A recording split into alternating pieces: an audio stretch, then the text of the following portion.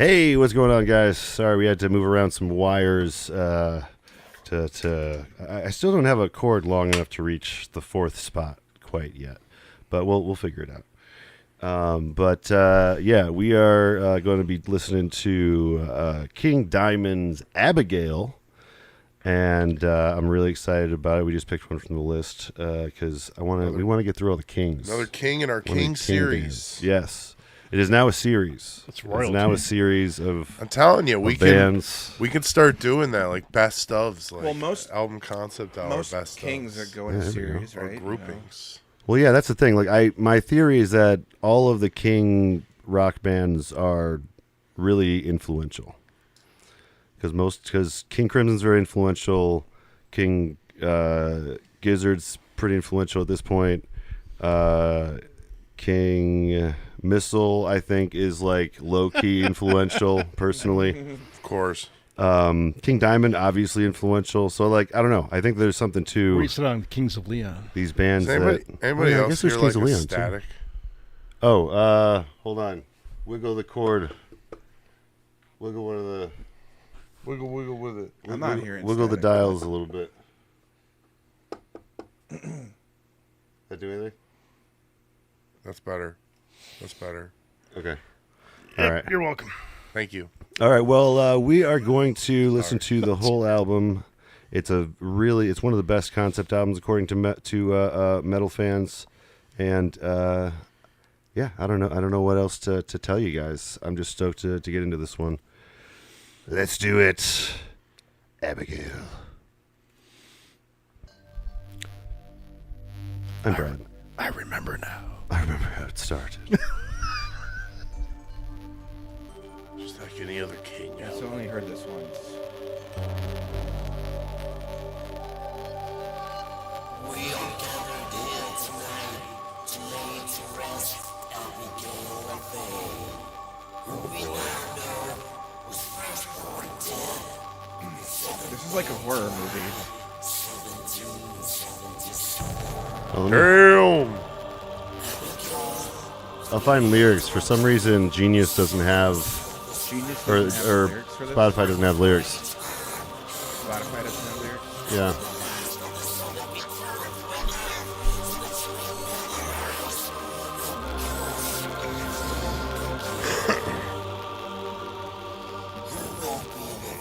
No.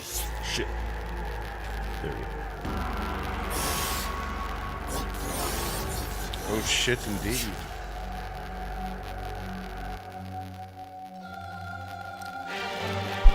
Kind of fun funeral music. That's spooky. Yeah. Spooky. Spooky freaky. On this fun one on for headphones. Halloween.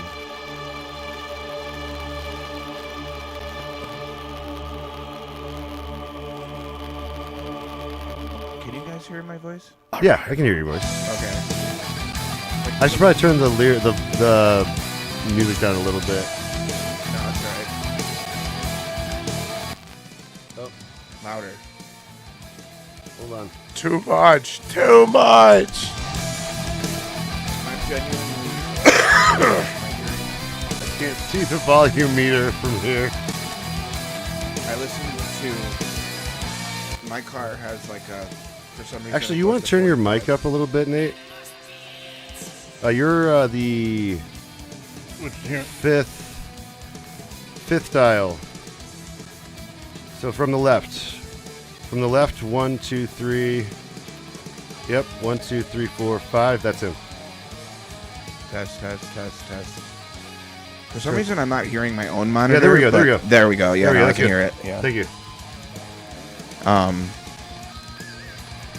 It's a team effort at the album concept hour. Yeah. Thank you, Dave. Because I'm locked back here, guys. How so? Here, I'll turn it back up a little bit. Here we go. That's a good volume. Oh, creepy. Yeah, the vibes I'm getting are like, yeah, the 80s, like 80s horror aesthetic. Yeah. And the synth is like, also that 80s horror feel so far. Yeah. I mean, it's made in the 80s, so that makes sense, but... So here's the backstory that we couldn't see lyrics for. Abigail LaFay. This is what was going on in track 1. I just wanted to go over it quick if you guys wanted to see it. I like how it's a duet with like the singer and then some crypt keeper guy, dude. Yeah. Oh yeah, pretty close. Or like a rival to the cemetery. Like, hello, King Diamond. And I can definitely see the influences here on other artists, like Here we go. Blackheim, aka Anders Nystrom from Catatonia. He did a side project called Diabolical Masquerade, and it uses a lot of like filmic inspiration, film stuff as inspiration.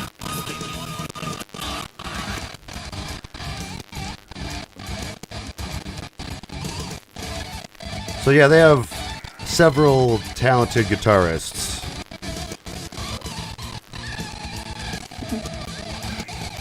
I love that, whatever that is. He said this is, King Diamond is like early black metal, right? Or I mean, it inspirational inspired early black metal. I'd Yeah. say some of his stuff inspired black metal. Yeah. What was the earlier group called? Merciful Mayhem? Fate. Oh. Merciful Fate. Yeah. Right. Yeah. Yeah, I would say in general that this band, Merciful Fate and Venom, all had a huge impact. Venom and Celtic Frost all kind of had an impact on early extreme metal genres. Oh, we still need to do Celtic Frost. We haven't done that. Yeah, we should do a Celtic. We could do. I don't know how many of their albums are really concept albums, but of course we stretch that as far as it'll go. Yeah. We get a little loose here. Yeah. Yeah. Morbid 18 Tales is though would 9. probably be a good one to check out Yeah. by them. I don't really know any. That's the thing though, is I'm new to Merciful Fate and King Diamond now. Me too. So Okay, we're all on the same page then. yeah. I just know it's one of the kings, you know? Right. And so I've always been like, I have to listen to that at some point. It's in my future. I love King Missile as well. That's going to be a fun episode whenever we do King Missile. I love King Missile. I remember showing King Madeline a King Missile song. I've forget which never one it was. heard of King Missile. Oh, well, you'll hear him. You might have heard of Detachable Penis. Detachable Penis. No. Okay, never mind. If that doesn't trigger a memory for you, then It'll change you definitely your haven't world. seen it. Sounds like it. Anybody want to hit the Benjamin? The Benjamin Franklin. Yeah. I take a hit off the Benjamin. Hey, Benjamin Franklin might still be alive in this album. It's like the early 1800s. Or wait, I'm drinking some oh, Pendleton. 1845. That's right. That's the year it is. Nate. 18 is actually 9, and 9 is 18 divided by 3 is 666. Jonathan. So, a common theme throughout Diamond's albums is to use the dates and numbers with a digital root of 9. In Peterson's own word, 9 is the number of satanic philosophy. Noteworthy number is 666. Yeah. 18. Digital root of 9. Hell yeah, that's exact. Yep. Just, hey man. Hail Satan. Yeah, hail Satan. Even though he is a made up character. Sorry, all John, the you're same. probably going to hear that a lot tonight. Pentagrams and goat heads.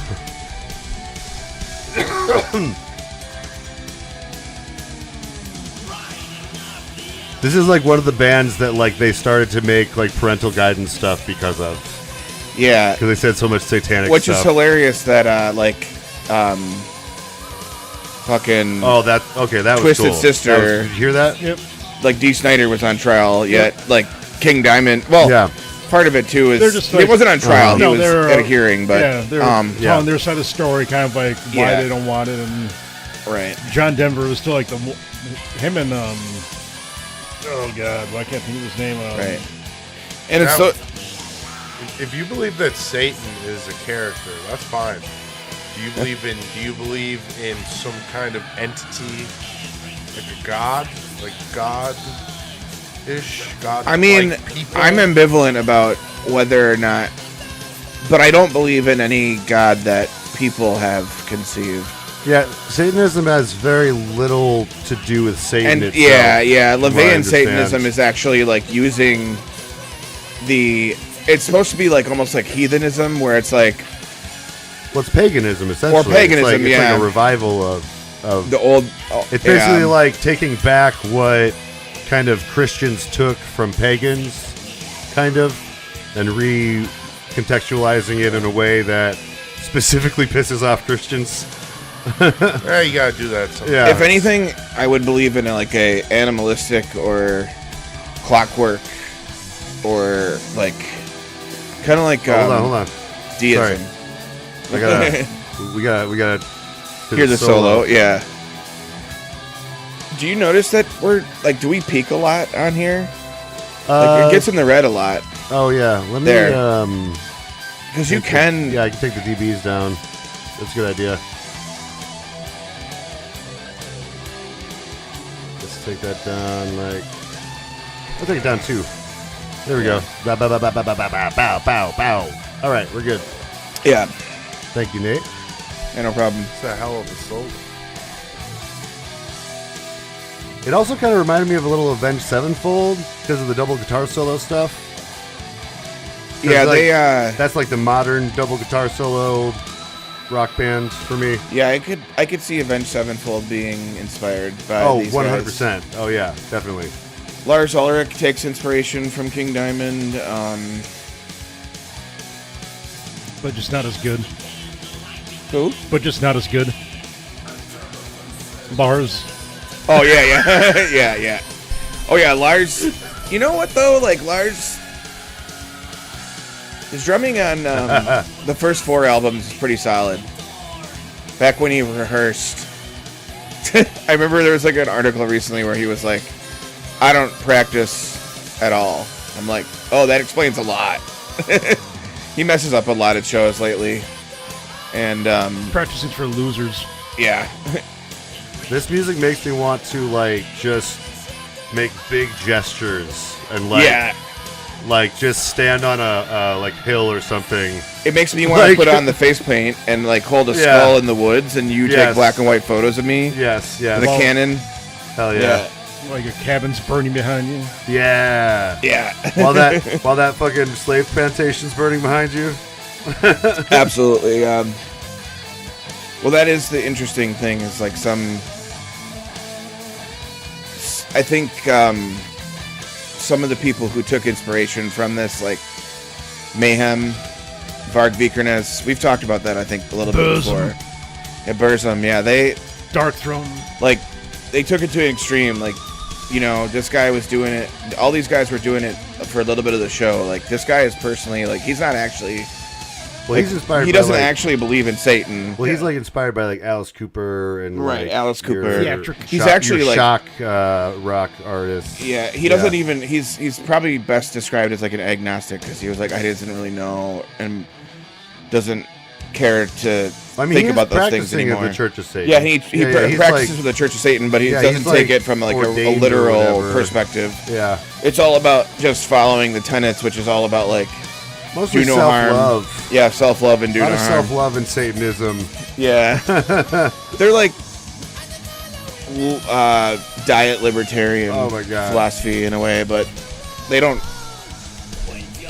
They're not cruel like a You lot know, of Nate, you libertarians I can know. kind of. Sorry to cut you off. You can get kind of to these registers a little bit when you try. Yeah, I can. Yeah, it's you're it's a little bit. able to falsetto. It is falsetto, I think, Yeah. because I don't really think that he Well, yeah, can. no, this isn't yeah. natural. No, I mean, it is, but it's it not is, but like, it's not. in It's that not like Lady Gaga or like Devin Townsend or Yeah. like Christina Aguilera, like getting to the actual octave. Apparently, Jordan, last week's guest, has 5 octaves of range, which is Oh, very wow. rare in singers. Yeah. So that's part of the reason she wanted to get into singing. I think Devin Townsend has a similar range. Oh yeah, he's got some range. Yeah. Freddie Mercury definitely is Oh. one of those. Yeah. I forgot to vote on our music league today, guys. I'm ashamed. No. Well, I was on the road. You Yeah. woke up at we went to a show last night. We'll talk about it later probably. Yeah. But on our podcast, which you won't be able to see live streamed, but Oh yeah, it's live streamed. oh wait, I thought you did just the listen throughs. We throw the conversation on too. I don't know which part people watch, Yeah. so I just Let us know. I have the option basically for people to chime in while we're talking. You know what I mean? Like we focus on the chat a little more when we're doing the listen through, but like during the podcast itself, I do like. Yeah, sometimes we still let ourselves get if away there's- in the. Yeah, Like here, Well, I'm we sure it can still varies talk about depending on personal the shit. Yeah. band and the night and the there was like one time we had someone talking to us like the entire time. It was cool. nice.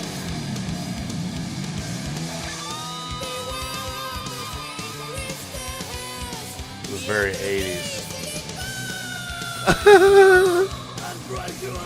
Well, that's why I've been talking to Brad Okay, about did that not sound like Elmo? a little bit. Yeah. Elmo knows where you live. Like Do you every remember time that his voice is Simpsons this episode? high, just think of him That's as Elmo. 1, a 2, 4, 3, Elmer Street. There was this. They were making fun of. Well, not making fun of, but you know how like PBS has to constantly raise money, and sadly, Sesame Street may be on contract with Netflix. Yeah, I was about to say that. I saw that. Fuck that I shit. think Netflix bought Sesame Street to save it. But from the are they destruction going to PBS. then figure out how to get it to kids for free? Because that's what doubt PBS did. I doubt it. Yeah. It's over. Like All children right. should not have to pay to see Sesame Street. It's over. I remember my dad still has a my dad doesn't have cable. He has a giant antenna. Yep. He built one large enough that he can, and he also has he can turn it with a remote controller. And he can turn it so it's pointed towards Milwaukee and get the Milwaukee stations. So guys, quick, I'm gonna take you. Over. I'm gonna quick get you up to speed with what's been going on in the plot. About Abigail. Yeah. So, basically, track one, a bunch of horsemen warn them from going to this house that they're going to move into, and say they'll be cursed if they do that. But they ignore their warnings and go anyway. And then, in the summer of 1845, they're like settling in, and a lot of creepy stuff is happening in the house. And then the shadows kind of take over, like the fire won't stay lit. It's a really, haunted house situation. And then this last track, he was visited by his grandpa, who tells him about how he threw his wife down the stairs to kill her baby because she was going to be a demon. And Abigail is that baby, I believe, the stillborn. Okay. The sarcophagus in the basement. And yeah, they put So a this- sarcophagus in the Like basement. I said, this is like a horror There's a movie haunted as a house. musical Yeah. audio book. Yes. Dude, King Diamond should be like making musicals, rock operas. About I his do think that there is like a stuff. different timeline where like there was like rock operas became actual operas. That'd Yeah. be so cool. I want to live in that timeline.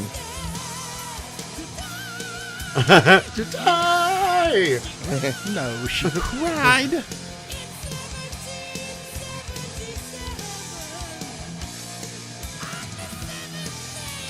Yeah, I want to definitely work on my vocals at some point, but I also feel like I need to give up vaping and smoking things and to really achieve what I want to achieve.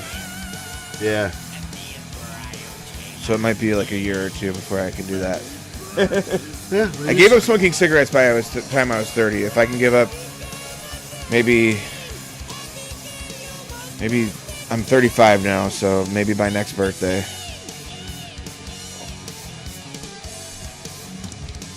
But I do need some flour. So Oh yeah, here we go. Melt my fucking brain. That definitely sounded like an Ozzy-esque solo. Well, I feel like some of it like Not reminds me of like what maybe Slash is listening to for Guns N' Roses. Yeah. You know what I mean? Mm-hmm. Oh yeah, I mean the LA music scene was a bunch of these like burgeoning bands. It was kind of a reaction to the like that British invasion, right? That particular British invasion. Yeah, it is the it's called the new wave of British heavy metal. Yeah, yeah. And then like a bunch of LA people did a bunch of cocaine and were like, we should do that. Yeah, a lot of people in LA were like, obviously, like, I think a lot of kids from the, like, probably like Gen Xers, essentially, were like, fuck this. Or Gen Xers and like maybe some boomer kids were like, fuck the suburbs, let's move to LA and sleep with whoever we want and party all night and it was a rougher place. Also back play then, too. music. Yeah. Yeah. It was a rough In that area. order. No, I mean, obviously a lot of good music came of it, but Yeah. that was the cocaine. Well, I was Keeping them saying awake. it was also a rougher area at that time too. Yeah, Skid Row was a There's like the heroin rampant crime that was supposed to rise but didn't, is what people always forget. It did not rise. right.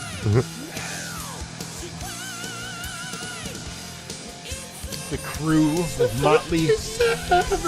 I mean, then the CIA or the FBI or whatever, they put crack. They invented crack and like, let's just Fuck yeah. distribute it in every major city. All right, now we got Omens. Track Omens. 6.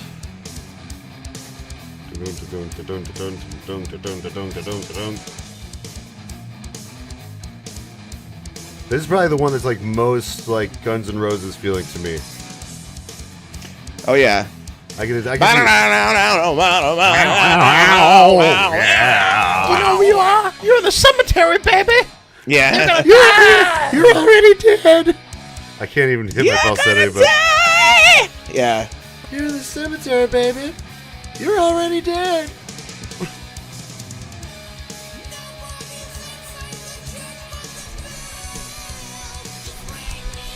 Oh shit. No one's in the church, but the bell's ringing. Yeah. Those vocal words like for no reason. Yeah. That's like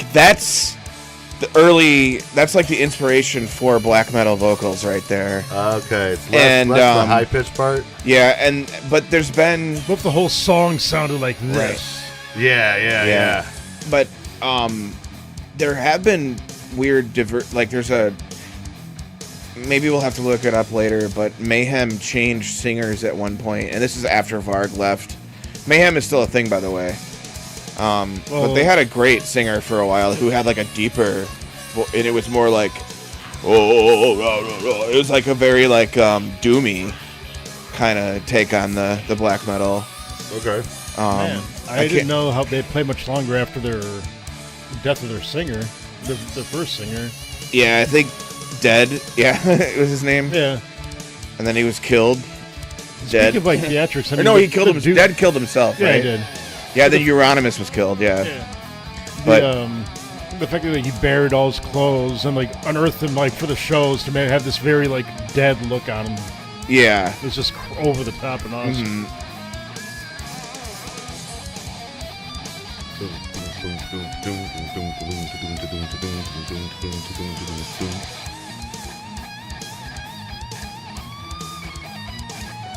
Can't really tell what the bass is doing. Yeah. I don't know what it is about the. Wait, there it is. Dun, dun. Yeah. It's definitely like lower in the mix. Man, this sounds like it would fit like any sort of a Castlevania game. Right. To be honest, I feel like there was a trend in that it's anecdotal. Maybe I'll do more research, but Are you about to make the connection between video game music, Japanese video game music, and our No, metal scene? I was gonna say that. Okay. There's a lot of connections. Yeah, well, They that straight is up one. stole But so many songs. for the bass, like the bass is low in the mix. The treble is higher in this mix. Yeah. That is true of a lot of albums that came out in the late '80s for the metal scene, in particular.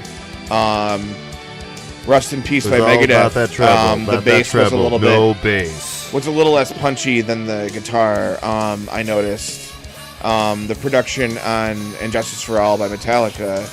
I mean, they purposely turned the bass down on that, and I don't think it was fully against Jason Newsted. I think it was part of that trend at the time. Yeah. Because, there's also records like, I mean, now that I'm hearing this, I can maybe come up with some other examples, but like Dream Theater, their second album in like 89 or 1990, very focused on the keyboards and the guitars and the vocals That's more right. than That the one really bass. just ends. The bass wasn't terrible, but it was. The Possession. But yeah, it is definitely very indicative of the time. Maybe it was the tapes. Maybe it was like the tape decks. Yeah, I don't It was know. like maybe it was more advantageous for like the cassettes. I don't know. Yeah, or could Were have been. cassettes? Did cassettes have much bass ever? I mean, we can test it out. I got some metal cassettes. We can Okay. bring them over. Because like, I feel like the bass didn't become as important in the sound system until like hip hop kind of came onto the scene. They're like, we're focused on bass, you know. Then the speakers started getting more geared towards bass heavy tones. I mean, it really I think depends. you always had a lot of bass in funk and stuff, I want to say. Yeah. Like, That's there's true. other Yeah. Music. Yeah. I think for metal too, though, like it's still the bass tone. Like Metallica's Black Album, definitely the bass tone is very present in comparison on that, and that was only like a couple years later. So it's not like it wasn't like a long-lasting thing, in my opinion. But there's a lot of those out there that it's like, also like music's so much more mastered, so much more loudly these days.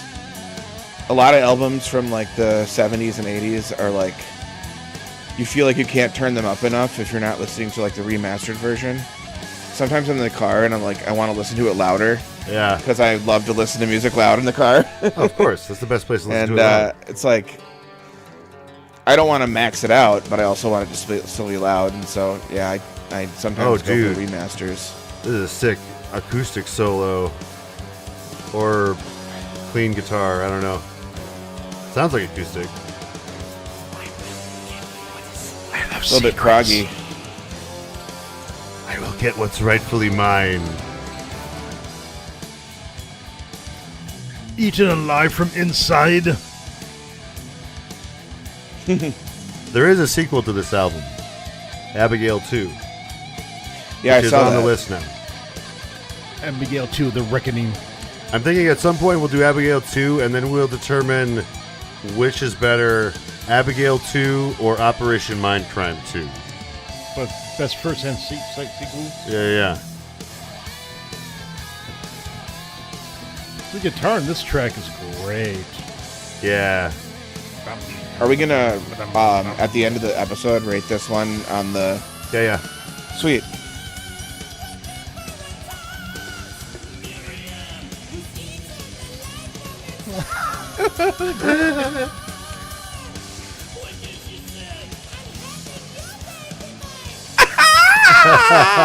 I'm having your baby. That was crazy. Possessed. That's very black metal. That Yeah, she was possessed. Yeah, it's also very similar like to macabre, right? Is yeah. macabre black metal? No, they were more like death, like grind. They're like further along down the line. Yeah. No. Oh, this one. It's got the Middle Eastern. Listen tones. to Celtic Frost, and you'll hear a lot of that. Like he'll be like,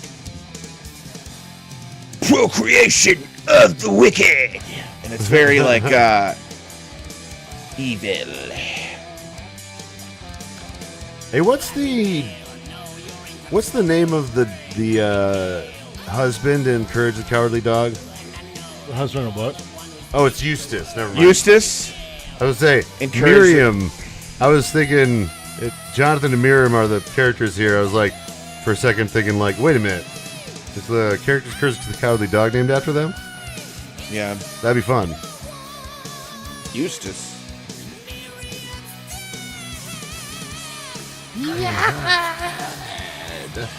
John, if you want, by the way, you can have a Sunny Ray Citrus. Not John, Dave.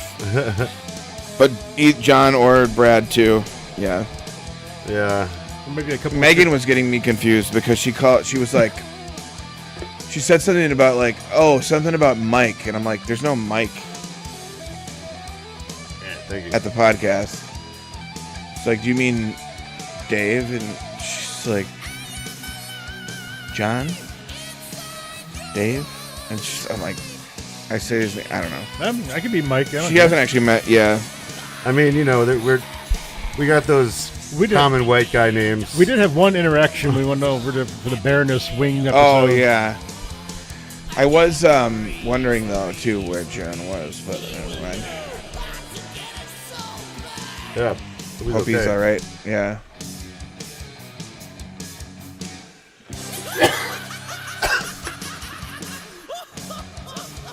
I also get vibes of like the movie Labyrinth, almost like the ghouls, like Yeah. Yeah. all the goblins. In the Very tower. Crypt Keeper. Yes. Yeah. Some just over the top like Muppet Yeah. thing, just like violent. Oh, yeah. That's Shaking. definitely why it's very theatrical. He's doing, like, different characters. It's like the old time like He radio. is doing all the characters. Yeah. Like he is playing all of the characters in this. It's like a radio broadcast of like the 40s and 50s of Yeah. like just the stories like, and the demon was hello. Yeah. It's really like classic. Classic. Like classic pickles.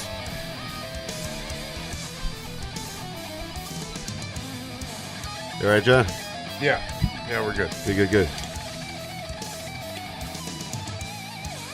So while you were gone, Miriam, Jonathan's wife, got possessed, and I think he had to throw her down this. No. Never mind. I'm rushing ahead. You didn't We throw got her down possessed. the stairs yet? You didn't miss. You did not miss her being thrown down the stairs.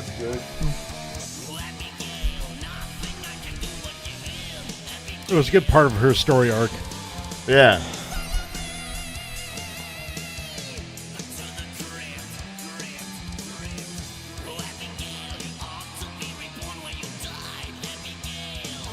So he's like coaxing her to the crypt. Yeah. I like that. That's yeah. Seriously though, I'm gonna have to recommend you check out Diabolical Masquerade, the motion picture soundtrack. It's a fake soundtrack to a movie that never was made, that never would exist, but it's just the solo project of the old singer, like the singer of Catatonia, singer and lead guitar, or no, maybe the lead guitarist. I can't remember what he does for that band, but he left recently. But Oh, his name is Anders Nystrom, another Northern European dude nice. that makes weird metal. I love think the keys. Yeah. The weird thing about They're that so album, those are 60 tracks. deliciously, like, not very sophisticated yet. It's like there are synths and stuff, but like, it's not peak synth yet. You know? No, it's not. It's, well, I mean, Oh wait, never mind. Hold on. 87. Sorry, yeah, it's 87. It it's- is peak synth. They're actually dialing it back a little bit for their synth. Closer to the heart. yeah, to me, yeah. Closer to the heart. To me, the synth on this album, like I was saying earlier, it feels like a late 80s horror sequel synth. Right. Like, John Carpenter. like Critters 2. Or I'm talking like Okay. like I'm talking like synth that would be on like a Goosebumps episode.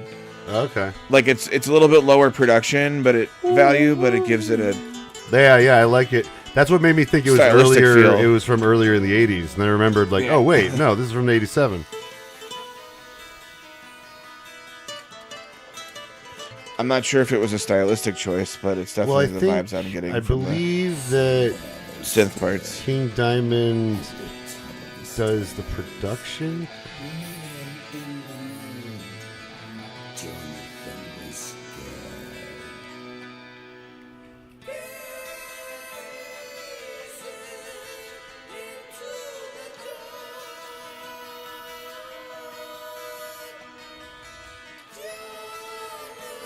Dude, I bet the stage show for King Diamond is amazing. Oh, yeah. I wonder if he's done Oh, this in its yeah. entirety before. I bet. That would be amazing. They haven't made an Yeah, album King Diamond since is the 2007. producer. So Okay. the guy King Diamond is the producer. That's the other thing about this band. The lead singer is King Diamond, like that's his stage name, and the band is also King Diamond. That's good. Makes it less confusing. You're trying to introduce the people. Yes, much less confusing. Like, this is my brother King Diamond, my other brother King Diamond. It is King My Diamond. other and, brother, King Diamond. We got King Diamond on the drums. And then we got Diamond King. Diamond On King. the And they I say mean, King Diamond. yeah. And He's the whole on the band's like, keyboards. yo, Van Halen Halen Van. wasn't called Oh right, yeah. Van There were Halen's a two good of them, example. right? DLR. Yeah. Yeah. It was Alex Van Eddie and Halen Alex, right? was his Alex brother was who the played bassist, drums. right? No, he was the drummer. My bad. Alex and Eddie. Yeah, Michael Anthony was their bassist, their Right. first bassist, and their it was Van Halen, DLR, and Alex Van Halen. And obviously, David. Oh, it's I right. liked DLR, right. Sammy Hagar though. I kind of He liked was that was era. good, you know, and I am a sucker, and we did it right. What? Was You guys it did 2120, 5150. 5150? 5150. Yeah, Yeah. And I I think like 84. 5150. You know, and that's a good album. It's like it's still Van Halen, but it is Van Hagar. You know, it's the rightful name. This is what I like about these like metal concept albums is that they tend to have like movements Yeah. in the song. Like if the story is being told well. Ziltoid has that a lot. Yeah. I still think it's S tier, but I think you guys have it in the A tier. Yeah. But it's at the it's at the top of the A tier. It is at the top of the So- yeah. Or And maybe I that still was don't. the I last still time don't saw remember it. what our reasoning was, but Yeah, you'll have to watch the 200th. yeah. I was pretty drunk. I was on that one. Yeah, I think so. Yeah, that's right. Yeah, I was helped rate that album. I think that you're part of the reason it is as high as it is. Yeah, Yeah. Your brother was also like saying that it should be S tier. Yeah, that's right. He was in the chat and he Yeah. was mad that it was not S tier. Yeah.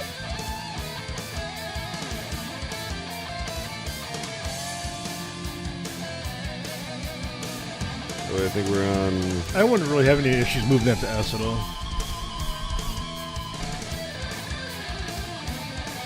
Oh, in this part, in verse 3, they found her in the sarcophagus. Baby Abigail was eating. Oh, I cannot tell you. But it's implied that baby Abigail was eating her sarcophagus, Ooh. her other former body. Actually, they should just seriously just lean into the whole like demon baby concept and just have like a horror movie that's like a demon baby that just like kind of like the killer rabbit in Monty Python, where it can just like fly through the air over like 30 feet, Yeah. and then it's just like the lowest budget looking doll Yeah. with like glowing red eye LEDs Yeah. in its eyes. Yeah. Kind of remake Rosemary's Baby. Multiple of those blood spurt packs in your neck. Yeah. Yeah.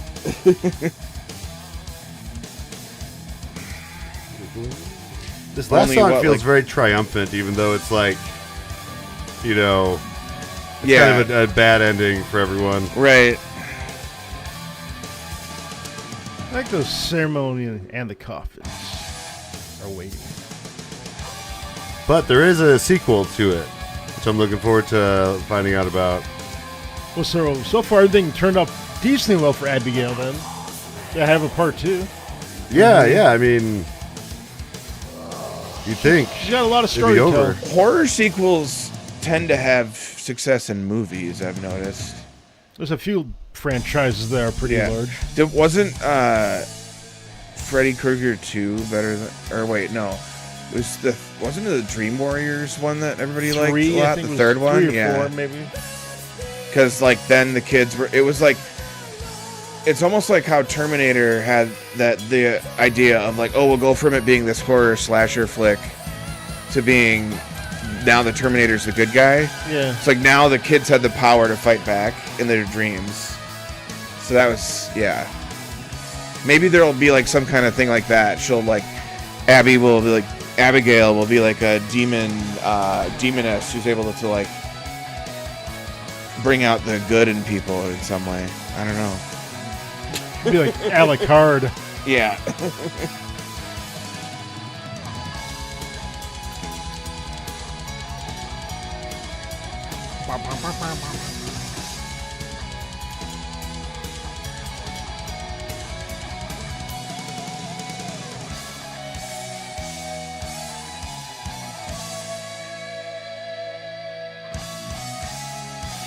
It's a great song to rock out to.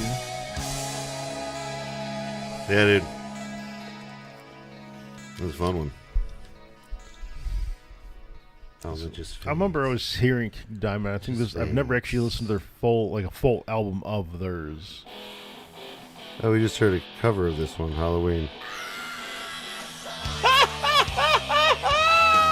All right. I'm gonna slowly fade this out manually. Okay, I guess not that slowly. Okay. I need to get some kind of fade out dial thing. But yeah, that was King Diamond's Abigail. We didn't get into much of the story because we're about to get into that in the next segment, which is the podcast proper. So stay tuned. Proper. Stay tuned for the album concept hour. And, Hours. And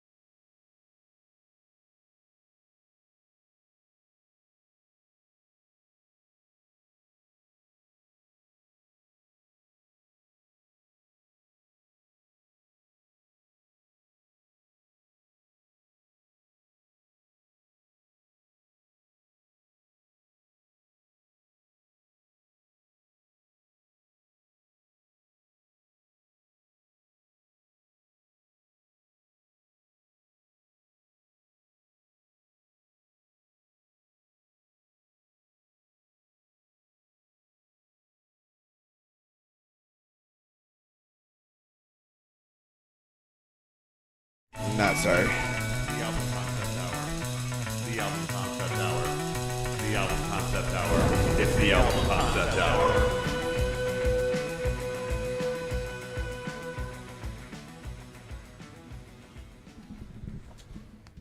Welcome, everybody, to the Album Concept Hour. I am your host, Brad LeBaron, and I am here, as always, with my co-host, John. What's going on, John? Oh, not too much, fellas. How you doing? And we got Dave over there. What's going on, Dave? How you doing? I'm all right. He's all right. Dave's all right. We have a very special guest in the studio. You guys know him. He's the fifth Beatle. He's the fifth Beatle of the pod. We had Nate Maney back on the pod. Welcome, Nate. Thank you. Thank you. Thank you. I'd like to thank my family. I'd like to thank My friends, my friends. Well, he fans. said my fans. welcome, and I'm just like, No, I know. I always like the intro part is necessary for a podcast, but it's never my favorite part of a podcast. You know. I'm pretty tired, and I'm trying to like Yes. bring my A game. Let's go. You And, know what? Let's go right into that. Why are you Nate. tired, Nate? Why are we tired? We went to a show last night, and it was really good. It was very, very good. The name of that band might be somewhere on your screen right now. Actually, what band was it, Nate? It was Baroness.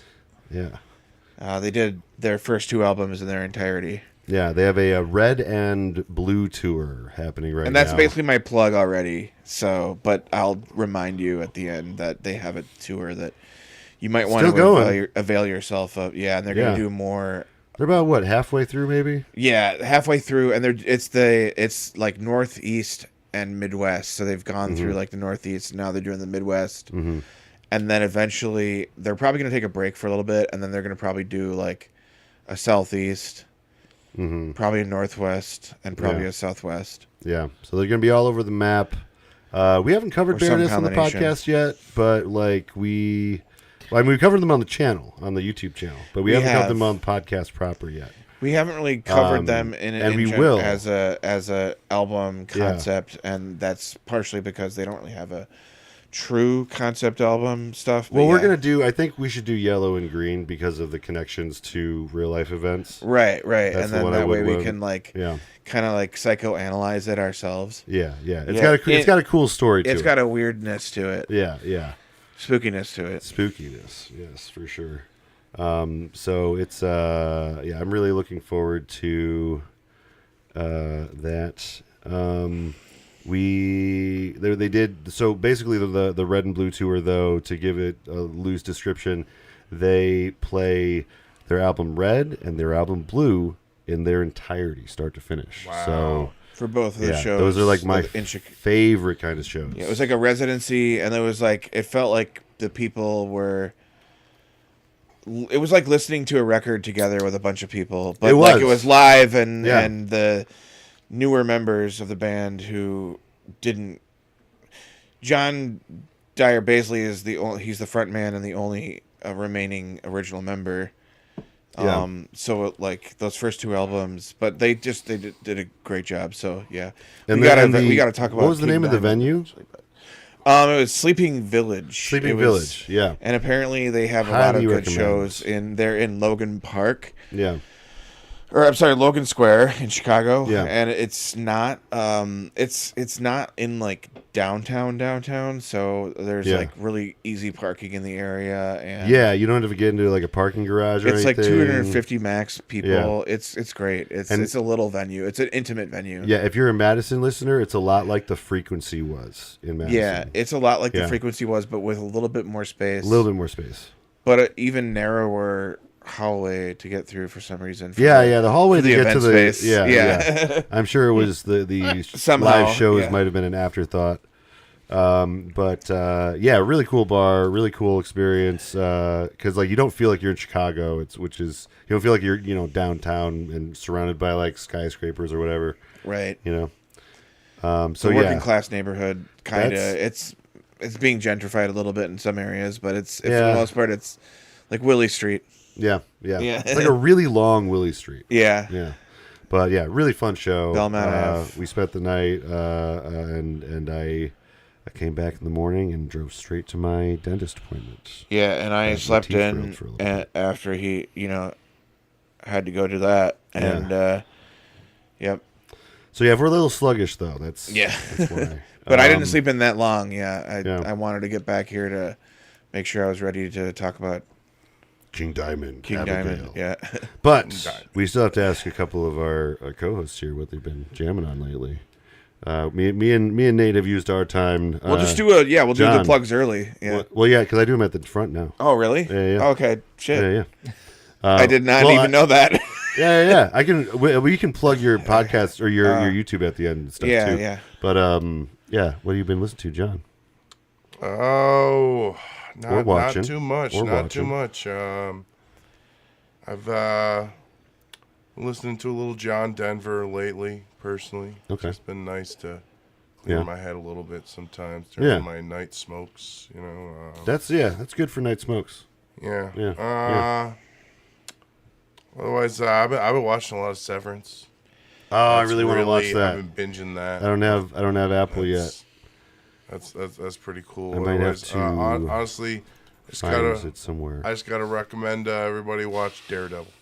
Oh yeah, Daredevil Born Again was very Daredevil good. Born Again was fantastic. I'd recommend Andor for anyone And, that's looking for Okay. tips on how to revolution. It's very good. What about you, Dave? What have you been jamming on lately? Lately, a lot of replacements, lemon heads. Lemon heads. I haven't had those in a while. Mostly just kind of a lot of them, and still a lot of Roxy music. So like kind of those three, I would say, the last couple weeks. Yeah. Okay. Nice. And the musically, we just did a covers thing. I didn't get a chance to look at the outcome yet, but why don't we look at that right now? I should have that right here. Do you know what the feel outcome like is? I feel bad because I didn't vote, and I feel like the lack of my vote possibly weighted the score a little bit. Well, in you know, somebody's maybe favor. that's not a bad thing, depending on who wins. Yeah, Because we'll see. if I win, I don't think that's necessarily a bad thing. I really do like this music league thing though, but I feel like I like the faster paced one because I'm more of a go getter. When you give me a large time frame, then I tend to procrastinate. Yeah. Well, okay, all right. I'm going to read off the music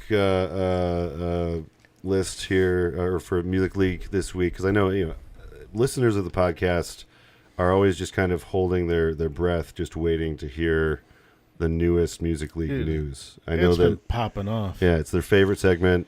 People are retweeting it. They're making reels about it. There's been TikToks. It's a wildly famous segment. But anyway, the prompt was covers for this week's Music League, and the first place, I think, well deserved. Skulls by the Lemonheads. Was that you, Dave? It was. All right. So that's why you were listening to some Lemonheads. That is a really great cover. I really enjoyed that because they really made it their own. Second place, Changes, Charles Bradley, and I submitted that one. Dude, that cover is so great. That cover is like, it's hard not to like to shed a few tears with that one. That's sad. The Police on My Back by The Clash. I didn't even know that was a cover. I thought that was just the Clash song. That was by Ben. Third place. All right. We got fourth place, Temptation by Diana Kroll with Jason Newberry, a friend of the show.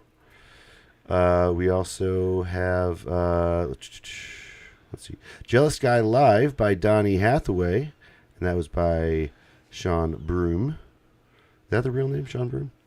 I believe so. I think your only friend that I don't actually know. Then we got How Sweet It Is by the Jerry Garcia Band. It's a live version, so that was a fun cover. You can tell it's live, of course, but it's a fun one. It was a solid track. Moses gave us that one. And then we have Africa by Weezer by Nate in the 7th position. And it got what? How many votes? Oh, we got 11, but I think that because you didn't vote, you didn't get the points. That is okay. Yeah. Because I'm not doing as well in this one as the other because It's the okay. pool is larger, and I bring I feel like when we're in this larger pool of, Yeah. I have to go like obscure. But for this one, I was like, oh, this is like, I'm not sure what to put for covers, because it's like, Yeah. am I trying to find a cover that's good but also super unique, or am I trying to find something that's like faithful and like amazing?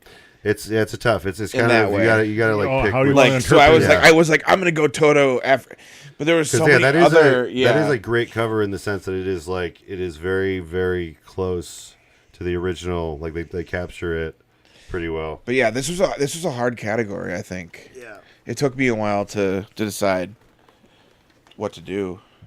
I don't know about y'all, but Yeah, sorry, don't mind me. I'm just Decisions, man. how long is the voting period on the thing again? It's like 5 or 6 days. It's maybe. 6 Okay. days, I think. Okay. Yeah, like roughly, I wanted each period to be like a week. So Yeah. You want to soak it all in. I want to soak it all in.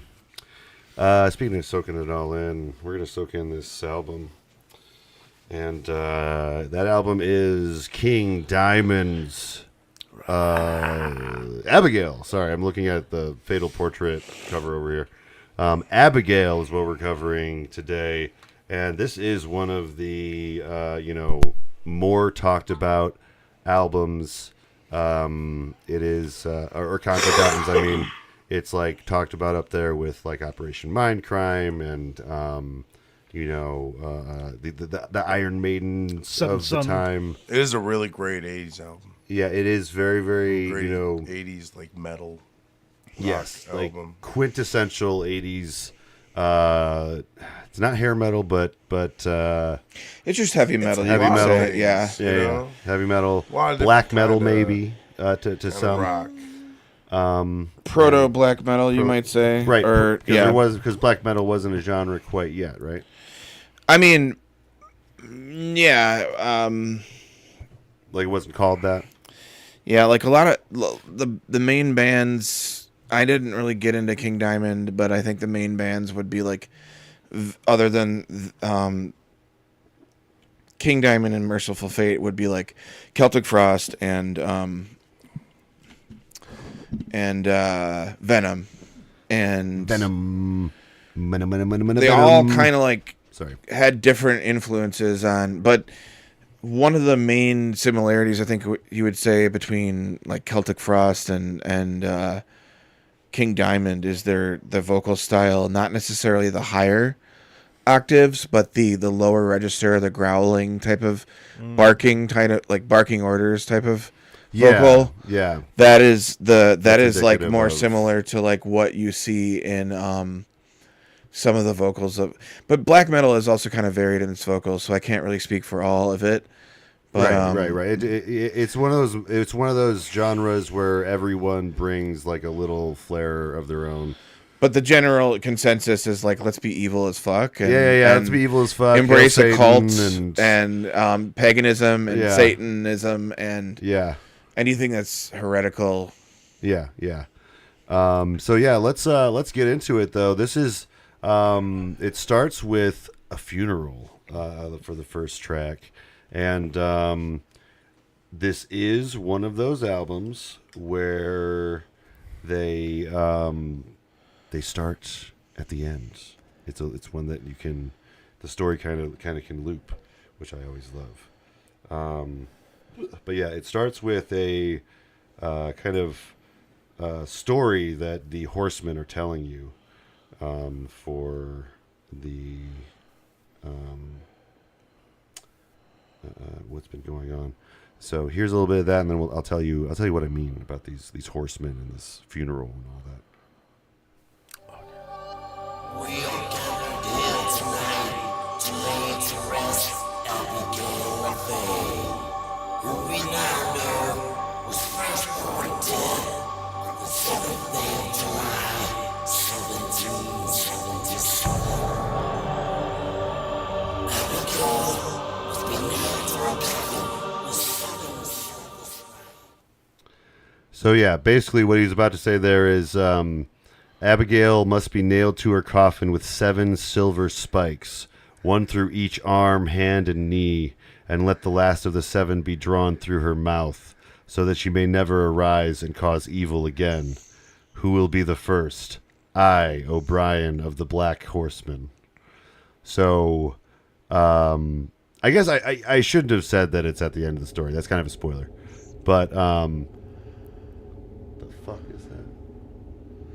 That is an F-35 Jesus probably, Christ. or I wonder if that's coming through on the headphones, or the mics. But I don't it's know. loud. But yeah, there's loud noise. Yeah. That's hell. That's the Yeah. sound of hell in the background. Satan is I mean, just beyond the door. Quick side note: I sometimes worry that when I hear like a loud roaring like that, that's like an ICBM. Oh, I mean, but one of these days, one of these days. you But never know. anyway, yeah, Abigail. So John, I was just catching them up. Actually, let's play it again for John.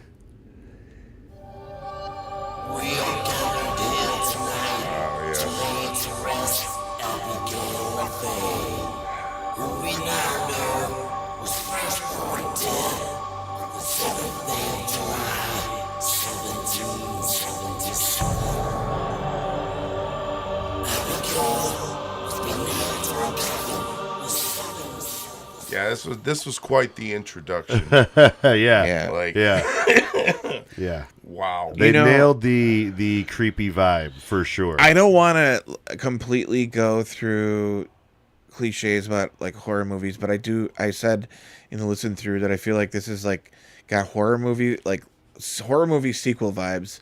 Mm-hmm. And in particular, it's weird because I'm realizing that did anybody ever see Poltergeist 2? Yep.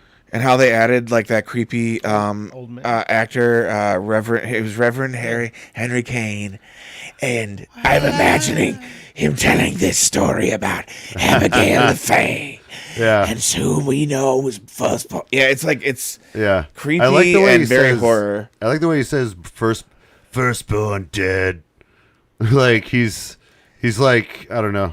He's like desensitized to it. Yeah, Yeah. yeah, Yeah, it's like, and it's got like, he's got layers of vocals to make it even creepier. There's like a really, really high one and some low ones, and I don't know if they're just all speaking together, the horsemen, maybe. I don't know. But I'm not sure.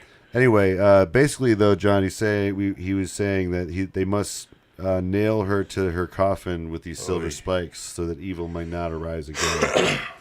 Can't let them. Oh wait, no. The demon baby. vampires is iron, right? Not Well, no, steel. silver. I think silver, Werewolves. silver, right? Garlic. werewolves.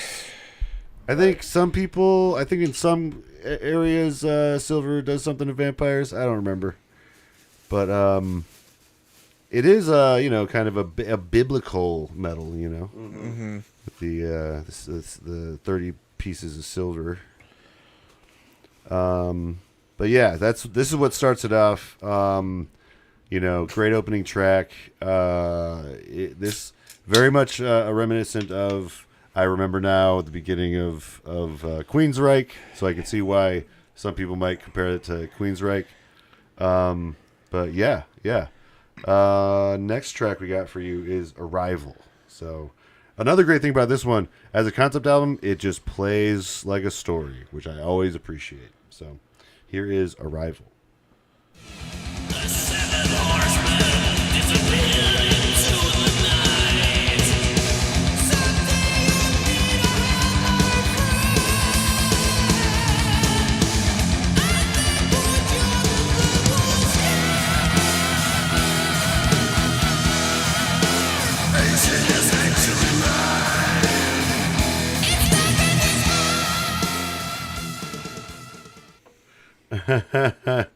Love the singer and the storyteller just going back and forth. Yeah, that's another cool thing that we noticed is like he is singing all of the characters and singing them in different ways. So he is kind of doing, like what you said, Nate, kind of an audiobook of this story, because Yeah, like he didn't characterizes everyone. yeah, he didn't get the funding for his Broadway musical Of evil. about Abigail. Yeah, so he Had had to to do it settle himself for- on CD. yeah, I had to settle for the but medium. no, of I mean it's music. yeah, it does give vibes of like the un the yeah the unmarketable unknown far reaches of extreme metal in the 80s. Yeah. Yeah. Before there were bands like Death in the late Yeah. in the late 80s. Well, because and like early this 90s. also comes from the shock rock, with Cooper. Alice Cooper, of course, the main one. I mean, he's obviously influenced by some other ones. I just can't think of other shock rocks besides Alice Cooper. But yeah, he is like taking the shock rock to its logical conclusion, right? Which is just like fully leaning into the Hail Satan stuff. Yeah, and of course we already talked about a little bit about the inspiration that caused with black metal bands, and maybe some people who took like the Satanism a little too seriously in Norway. Talking about Varg Vikernes and yeah. There was a very Euronymous and Dead who killed himself. Yeah, and then that became the cover of one of their albums. Oh yeah, that's right. That was fucked up. We'll have to do like that documentary. We'll have to watch about that Until the dark takes us, or until the night takes us. something yeah, like we'll that. have to do that for music movies tonight. Yeah. Until the light takes us or something. That's one of those quintessential music docs. That one's gonna blow your mind, John. That one's gonna really. It's disturbing.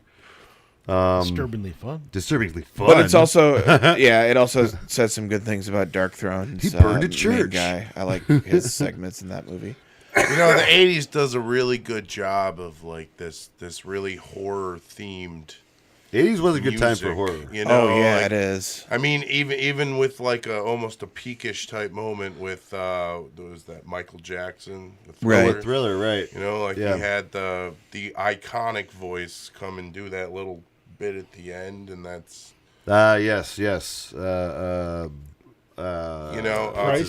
Price. Not Don Price. Something Price. Vincent Price. Vincent Price. Vincent Price. Yeah. Yes. He didn't get paid a lot. Well, he got like compared to what he could have gotten paid. It was didn't upset. matter to him. He had He was famously like mad that he didn't ask for like a royalty rather than just a flat fee. Dude. Yeah, he didn't know it was going to be like such a big sensation. Dude, side note, Michael Jackson is actually like there's a record of him doing that.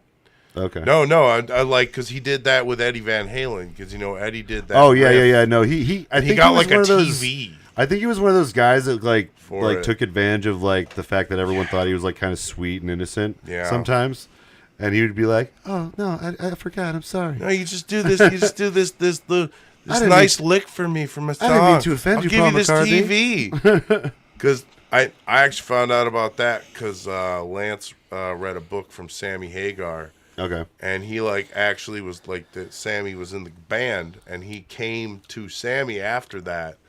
Okay. And Sammy was like, "Oh, well, what'd you get for that?" Yeah. Because Sammy's always business minded, right. Very business oriented. Yeah. And Dave was like, "Nah, man, he gave me this TV. It's great.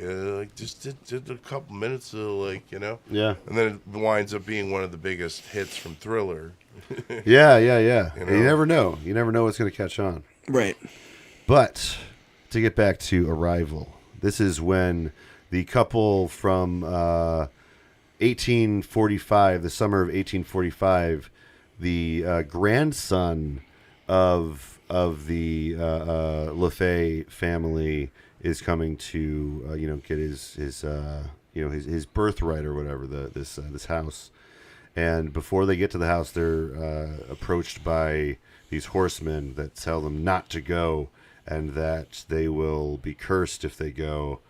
7 horsemen, by the way. And then they ignore their warning, keep going, and the horsemen say, if you refuse, 18 will become 9.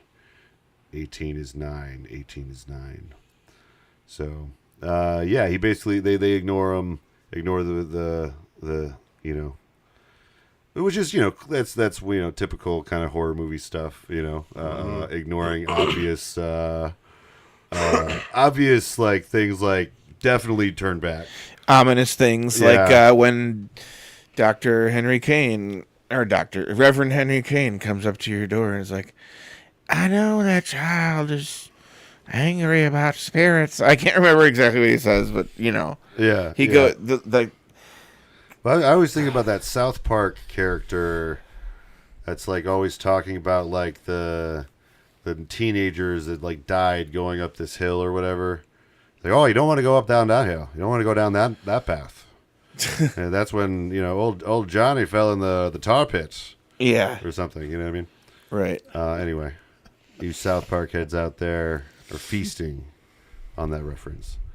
Yeah. But yeah, that's Arrival, and yes, you will notice that this is that voice. Like this is that voice that It's that bony voice. It's that iconic, like highest register of all of the like the metal artists from this era, and most famously, I think for people millennial age and younger, they probably hear this voice and think of that Aqua Teen Hunger Force intro thing that they did where they pay homage to King Diamond's voice. Maybe the only other person with that high of a register at this point is Rob Halford and Judas Priest. That's what I'm saying. It's like close. It's very close. Yeah, I they think. have a very similar. Judas Priest might actually be using more of his real register, so it might be a little more. Yeah, you're right. I do think Rob Halford has more of an actual range, and this guy's more doing like a. This falsetto. guy's got an amazing falsetto. Yeah, he's just got a really really functional falsetto. But then we get to this third track, "A Mansion in Darkness."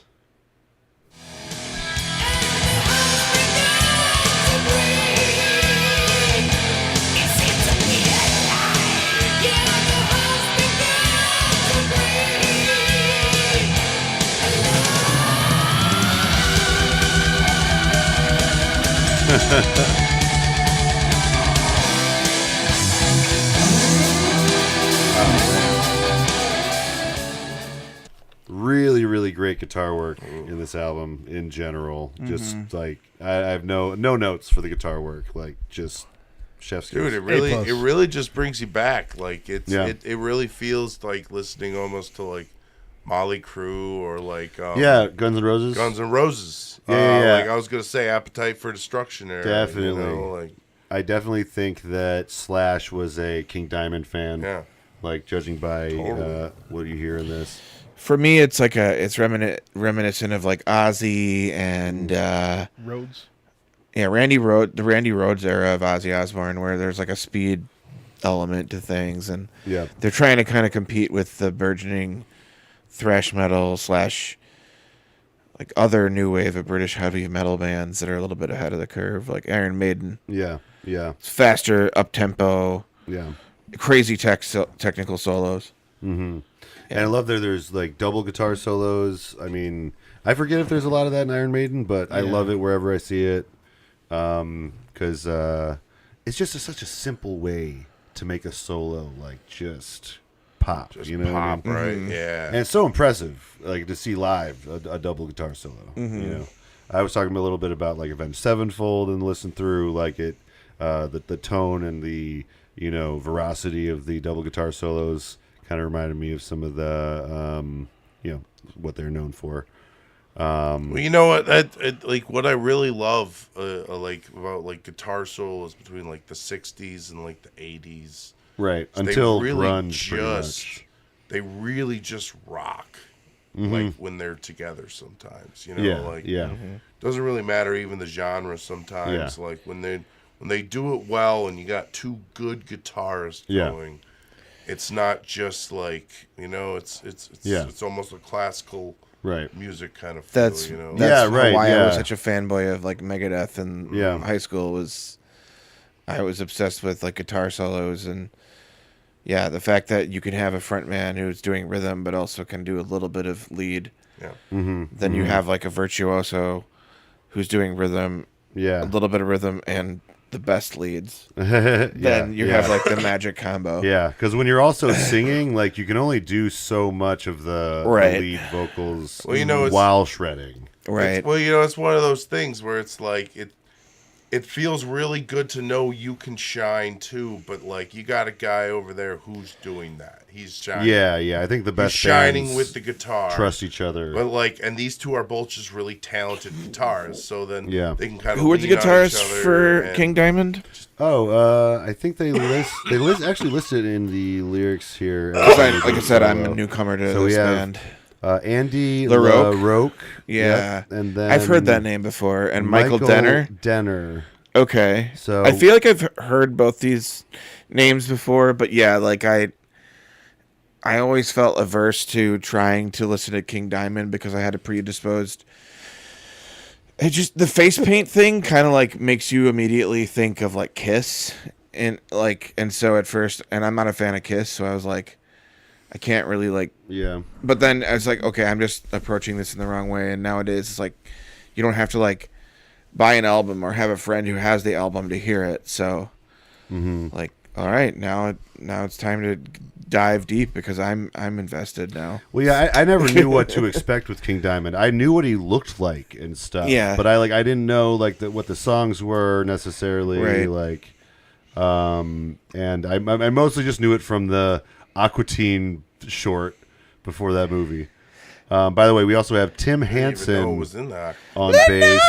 So he wasn't in it, but one of the members of Mastodon does like a King Diamond-y voice in it. Yeah. But yeah, we have Tim Hansen on bass, and we have Mickey D on drums. That's a drummer name if I ever heard one. Mickey D. Mickey D. Yeah. And then and if you don't know, listeners, King Diamond is the name of the lead singer of the band, as well as the name of the group at this time. So. Yeah. That's something it's I like he didn't has know. a whole persona that he cultivated and different costumes with the same general face paint. It's probably how Ghost, the modern like hard rock metal group Ghost, got their inspiration for their Papa Emeritus or whatever they call Axl him. Rose in the I can't remember what their singer calls himself. He's like the holiness. Like the holiness or the unholy, like some kind of unholy pope. The unholiness is his character. Yeah, and he always I am the reverse pope. Unholy pope. Yeah, the pope. Da pope. Da pope. That's really good. I haven't heard that yet, Dave. That's great. Fun. Yeah, that's fun. We were just in Chicago too. Oh my gosh, yeah. I am waiting to hear the Pope speak in a heavy Chicago accent. Yes. I think the internet will fucking lose it with if a we Chicago hear it. dog and some Malort. So far, he's trying to mostly speak in like Italian and like. I feel like he's avoiding speaking in English because he doesn't want to sound what he is. And no, sorry. Well, the Pope does have to speak a lot of Latin. He is the first American Pope. Yeah. He's gonna save us all. Yeah, it's either a great sign or an awful sign. That's it's what hard to tell. I'm trying to lean into I'm trying to lean into the first. Yeah. Just to know he'll probably do a Midwest goodbye at the end. Yeah.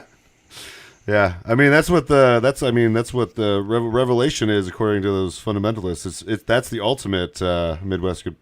Oh wait, no, not Midwest goodbye. Let me tell you. I'm thinking of the opposite of that. I mean, let me tell you, I've been believing that the Midwest has been building because I've been watching how Wisconsin's been building, and I think this is really just a lot of things are aligning right now to be a nice little power center right here. Oh yeah, dude, they want our Everyone's gonna want our water. I'm gonna sound We're gonna sound conspiratorial for a second, but the rich are coming after Wisconsin. Yeah, we as Wisconsinites know this. But maybe the rest of the country doesn't know. They've been buying up all sorts of shit around us. So just so you guys are aware. Anyway, this track, and now we're in the border zone or whatever. Fuck you.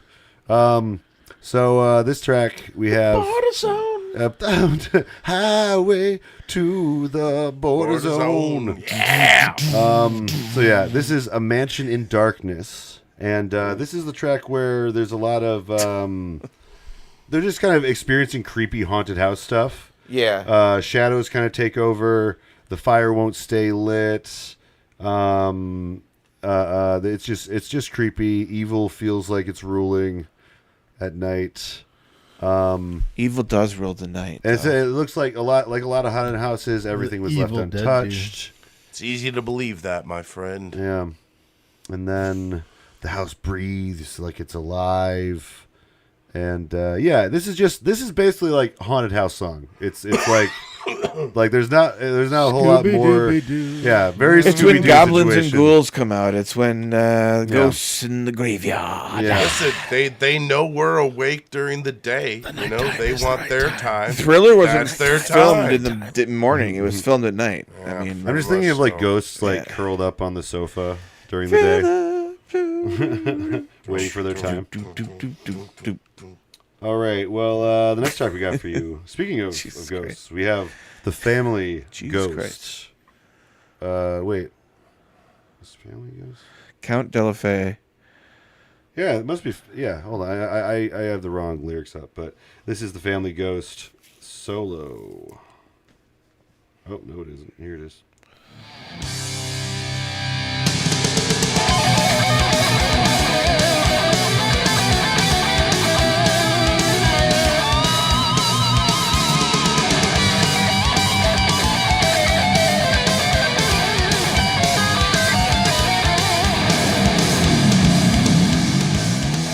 It's like a fucking motorcycle. That is a Yeah, I did like that family-friendly clip. ghost. Yeah, right. I mean, it is. He is giving him a friendly warning. This is, I believe, this is his grandfather, Count de la Fay, Count Dooku. who Sorry. Count Dooku Le Fay. Yeah, that was his full title. Actually, they don't get to that, but Yeah. he's the father, though, of the stillborn Abigail. He explains the kind of backstory of the Abigail situation. This is where they actually, they tell you what's going on. Basically, he tells him about how there's this stillborn Abigail that is in the basement in this like kind of crypt or sarcophagus. Right? Yeah, sarcophagus. And what does he tell them basically? I like that he mentions as they're going downstairs, beware of the slippery stairs. You could easily fall and break your neck. Like like the ghost is talking from experience, of course. But yeah, he says that the spirit of Abigail is inside your wife, and there's only one way you can stop it. Stop the rebirth of evil itself. You must take her life now. Shit. So, in typical horror movie fashion, It's a Rosemary's Baby kind of. it's a real Rosemary's Baby. Yeah. Yeah. That was a fun romp. And then, here we go. Here's a bit of some laughter. He's like we said, he's a very friendly What is ghost. Rosemary's Baby? I've never actually seen That it. one is explanation. like I just know basically it's a like possession movie. it's not a possession. It's more like her. There's like it's kind of like Evil Offspring? offspring type Okay. of. Yeah, I thought it Okay. was. Okay. Yeah, Yeah. maybe I'm wrong. Maybe I have the. No, that's the right one. But I Yeah, thought, I've I thought never- it was something about like that, like religious figures were concerned with her baby being evil, or something. And it wasn't. Okay. It wasn't like full on like exorcism type of. Yeah. I don't remember it being. It was more like a thriller, Okay. like a It religious. was more like a little Yeah, group of Michael cult Jackson that came were out. of Yeah, demons Michael that Jackson. were excited about the baby because they knew they have this woman. Like a cult was Yeah. excited about the baby. Yeah. Yeah, exactly. Yeah. So they're all like this. Yeah, just a Right. little group that was really excited about now that this evil, You know- possessed, demonic. Yeah. Child. I've been Yeah. watching a lot of X-Files. A lot of weird baby stuff in X-Files. Oh, I Yeah. bet. Yeah. Fucking Scully's constantly getting pregnant and then loses the baby of Yeah. various aliens, it seems. Has There's anybody like- seen Resident Alien? Yes. I don't want to spoil anything for anybody who's never seen it, but there's themes like that in there Okay. of like abduction I'll have to watch by that. alien. But yeah, But before I Anyway. am able to watch that, I'm gonna have to listen to this track. Yeah, you're gonna have wait, to watch- wait. or- First of all, I want to show that the ghost is indeed friendly. We have a clip here of the ghost laughing.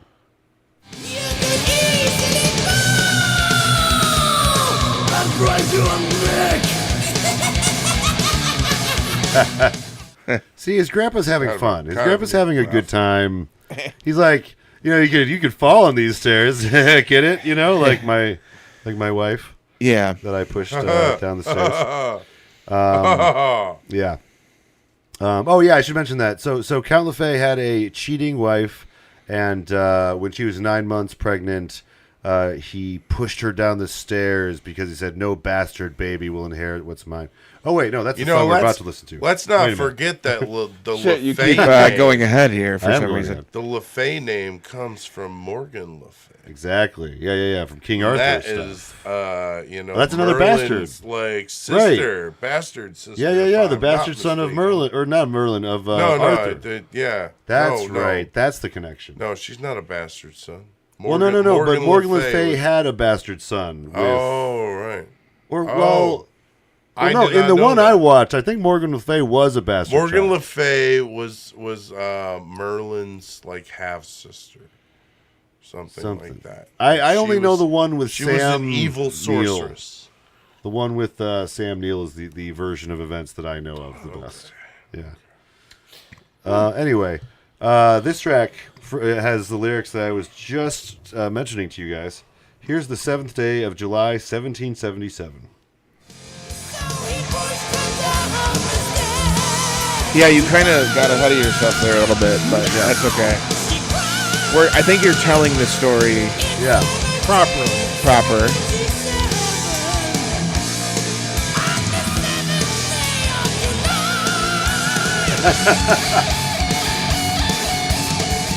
Those are angel numbers, I think. 777.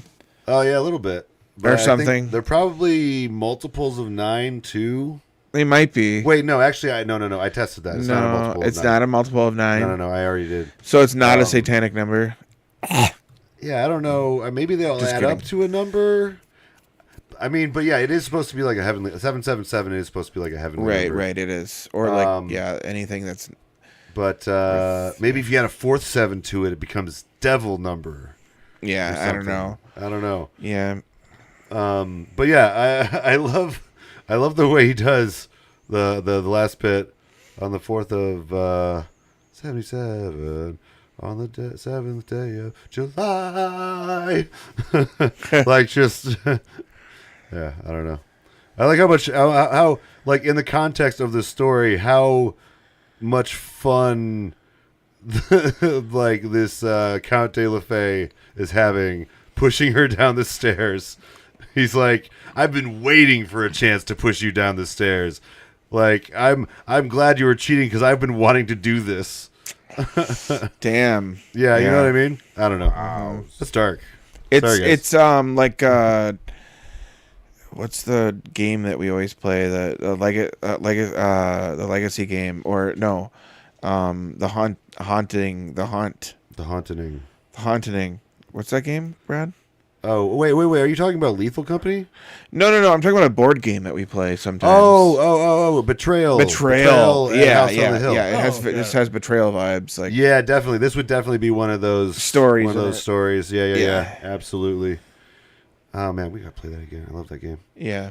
But yeah, this is where he tells the story though of pushing her down the stairs, and she breaks her neck. The embryo came out dead and stillborn. He burned his wife, and then, and he says, "Abigail, you must rest in shame." And he mummified the girl for the future to find. Yeah. So like for whatever, I don't understand that necessarily, but whatever. Oh yeah, it's the lyrics do also address that. It says obsessed. With a strange idea, he wanted to mummify the girl for the future to find. It's like It's their problem. what possessed you to do that? It's so weird. But In 100 years, they might find a cure. they might find a cure. It to does. this So stillborn. mummifying is the solution. Dude, what if we made we could make a movie based on this album? We'll have to see what happens in Abigail too. We'll get the rights. Yeah. You know, you guys. We'll see what's yeah. We'll stories. see how much we can milk out of this franchise. Yeah, this might be a 2-picture deal. Yeah. You know? Yeah. Yeah. But yeah, I just again love this track. I love the way that the story is straightforward. You know, I like that in a concept album. I like vague stuff like Mars Volta just as much, but it's a lot easier on my brain A little bit. to actually kind of read a story, just kind of play out, which is nice. But yeah, the next track we got for you is Omens.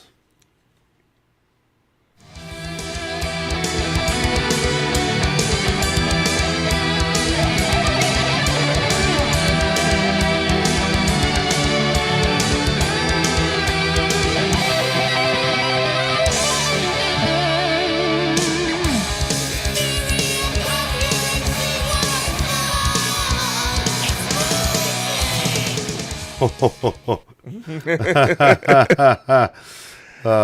on, let me find the lyrics. Miriam comes in here and see what I've found. It's moving. An empty cradle swaying in the air. Oh yeah, that's right. They this is kind of almost like part 2 to that earlier song where they're getting a lot of just spooky house stuff. Like they're getting worse and worse spooky house stuff. Like rotten smells, stuff moving around.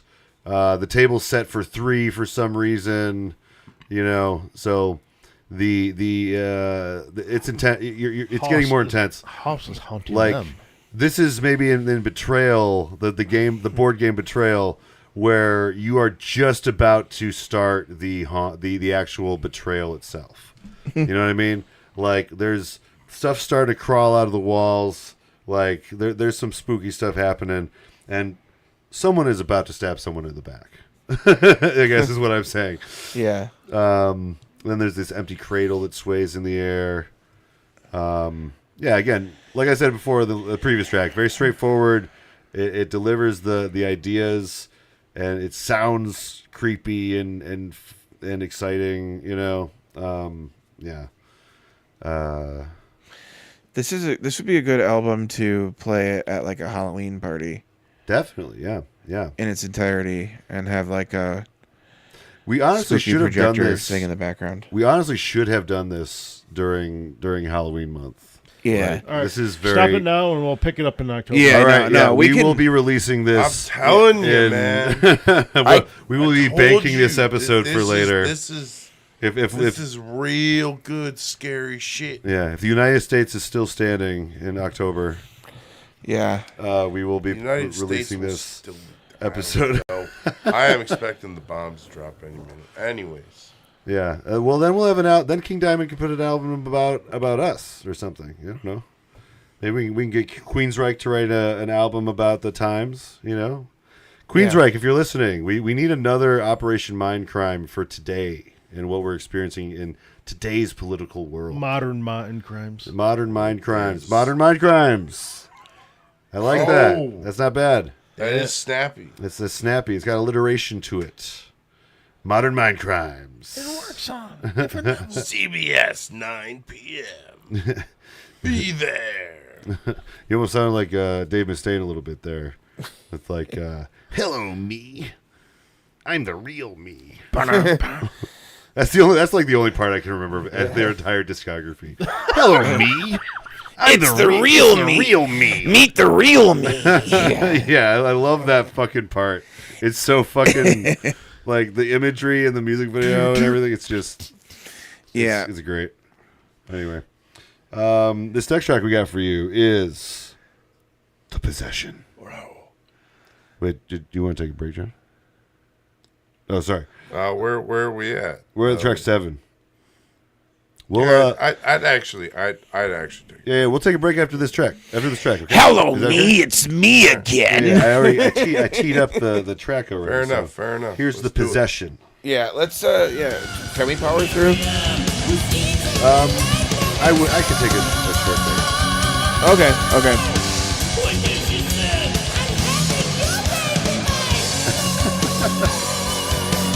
Is Mulder here? Yeah. Where's Muldy? Pablo, go get Muldy. Go get Muldy. Got some of that evil. Oh, but those vocals at the very end of that you said were indicative of like black metal, right? Where it gets kind of it's very the gruff there's certain artists in the black metal scene that go for that. Yeah. in their vocal stylings. Yeah. Dark My Throne gosh. a little bit, like does the lower register stuff, and yeah, I just think there's a variety within black metal, but Yeah. his vocals were definitely inspirational. Well, when he gets to that level, like those vocals in particular definitely remind me of that Dahmer album. Like every time he gets in that range, it's like, because in Dahmer, he's kind of doing that almost the whole time. You know? Dude, we'll have to show you some Carcass at some point. Dude, we got to do another one of those out, like from that band, though, that did Dahmer, because he got a couple other Oh, yeah. equally disturbing. We could plan like a metal Halloween Yeah. type of month. Yeah. But I gotta say though, like right before that, that was really like it. That was a very 80s scream. Definitely. Oh, yeah. This is the Very epitome. continued. Yeah. But yeah, just for the story stuff, as the very next morning when the mist was eaten away by the sun, Miriam grew by the hour, and so they survived the night with the omens, but Miriam is rapidly becoming pregnant with this this Abigail, or this ghost, or whatever this thing is, this demon thing. This thing. And it said it says the pregnancy would not last overnight, and this is what they meant by 9, basically. Though 18 is 9. I think that the theory here is that Miriam is 18 years old, and 9 is about pregnancy, 9 months. So she's gonna basically become pregnant within a day, and she's 18. So 18 was 9. I thought that, That math checks out. I don't want to be nitpicky now, but I feel like I've heard somewhere that like the new consensus is that pregnancy is technically like about a 10-month process if it's like a fully healthy, but of course it varies. But either way, the Satanism is here. 9's just kind of an average. I'm being nitpicky, but You're right. Yeah. I'm like, being no nitpicky, one, but like it's not like the body has a clock and the body knows what months are or whatever. Right. You know. Yeah. The body's just like, well, it feels about right. yeah. Yeah. But anyway, Yeah. I mean that's why they did the trimester thing, but whatever. Yeah. People apparently don't care about that. As far as I can tell, people don't care to understand what that means. Right. Looks like the metric system. Yeah.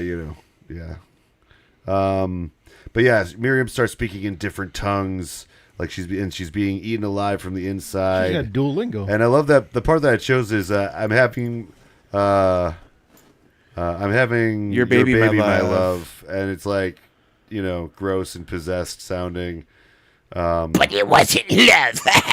You know what? Maybe the same demon, or maybe the same ghost that was portraying Count de la Fey is the person that's Right.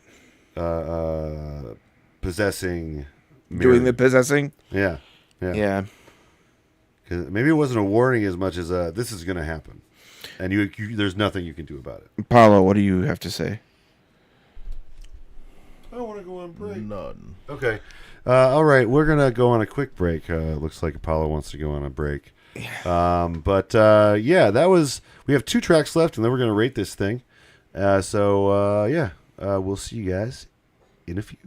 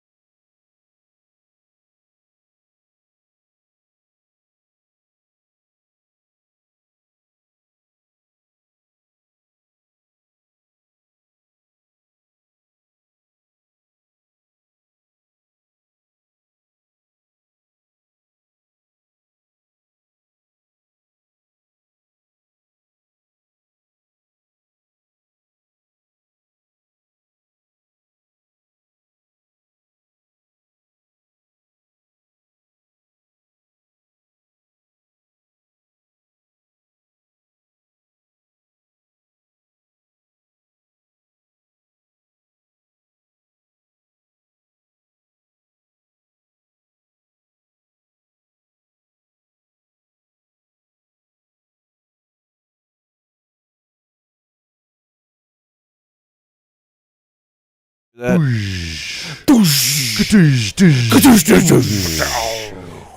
up, guys? We're back from our break, and we got 2 tracks for you guys. Yeah.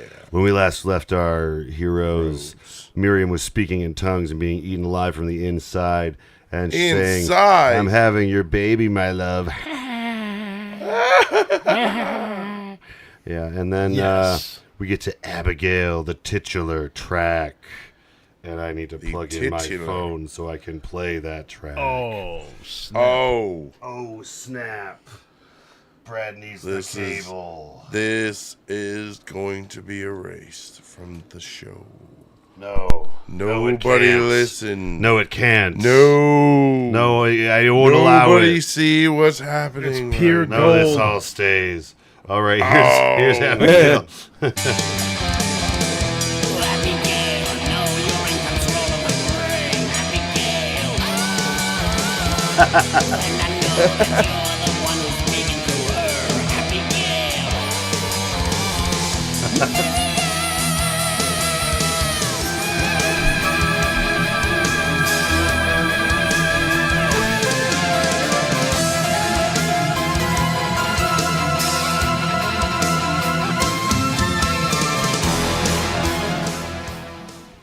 I do gotta say, every time he says Miriam, I am immediately transported to Courage the Cowardly Dog. like this would also fit. Absolutely. You know? Like that was a dark show for kids, but we loved it though. They could. I mean, they should. They should have used this track. They could have based an entire episode around this track. You know. Mm-hmm. So wholesome. Yeah. But yeah, I love. He hits so many great notes in this one. But yeah, he's basically kind of. Jonathan does not want to kill this person. He has. I will say, he definitely remains pretty resolute for the most part in trying to avoid actually having to kill her. But at this point, he's kind of not sure if he can do that. You know, he's kind of committed in control. to He's speaking through. She's speaking through Miriam now. She's basically saying Miriam's already dead. You know, he's kind of taunting him. Yeah. You know, and it's one of those things that I love in a lot of horror movies, have these self-fulfilling prophecies. You know, those are the worst. where it's they try to fight it, but ultimately they do the exact thing that happened the last time. That's the thing you didn't want to happen, but it happened because of you. Yeah, and then when they tell the story in the future, they don't have all the details. They're like, yeah, he just went crazy and killed his wife, and it happened again 50 years later. Wow. You know? Yeah, horror typically, for me, I feel like it's... This kind of horror is it's about people making mistakes, and it's you gotta learn from your mistakes. You gotta learn from your mistakes. Jonathan, you gotta learn from your mistakes. Yeah. I swear to God, you see it with when you really study European royalty sometimes, through history, see these people that just marry and divorce, and they have all their, their everybody does make mistakes, huh? Sometimes a couple times every few years. Yeah. Yeah, man. What are you gonna do? But yeah, he's. I love the keyboard really solo. Believed in it though. I love the creepy. Yeah. The keyboard solo is very. What's that band? That's more of a newer, prog rock group.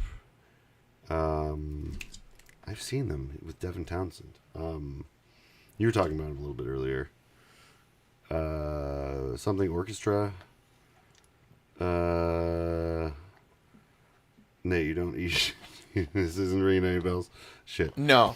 No. They have keys though, and they do a lot of really fantastical themes. The Christmas Orchestra. No. That one's Steamroller. Great. That one's fun. I remember the one you're talking about. I'm not sure who you're talking about, but yeah. I know it's Steam something. Yeah. Dave, Instead of laughing, how about you correct me? I'm serious. Like I know what I'm thinking. Yeah, what was Are you thinking of Mannheim Steamroller Mannheim or Trans-Siberian Orchestra? Thank you. That's both, actually. Yes. Both. We got there. I was in the middle. We got there. Damn. My Wait, bad. that was Styx. Thank you. I was thinking of Styx for But some yeah, reason. no, that's totally where my brain was going. Yeah. You're killing yourself if you don't believe it. All right, that's the wrong album. Well, it's six though. Yeah, it So, is. Yeah. You guys, you Similar listeners feel, can though. untangle this later when you're Yeah. listening to the episode. Untangle what we were talking about. Whenever I guessed, it's a problem. But yeah, this last track though is called Black Horseman, and I don't know why they have to bring his race into this, but no, just kidding. So they have these are these seven horsemen that they encounter at the beginning of the story. Yeah. And we get the end of the story here, and then the horsemen kind of talk. But you know, like I was kind of alluding to, he does stand there at the top of the stairs, and oh wait, no, that's right. I alluded to the wrong thing. What actually happens is Miriam. They get to the top of the stairs. Jonathan was scared. He was thinking about doing it, and he turns his back on her, and then she pushes him down What a the stairs. twist. Yeah, that's right. Does that say "Be Right Back" still there? Oh my God. Oh, damn. Wait.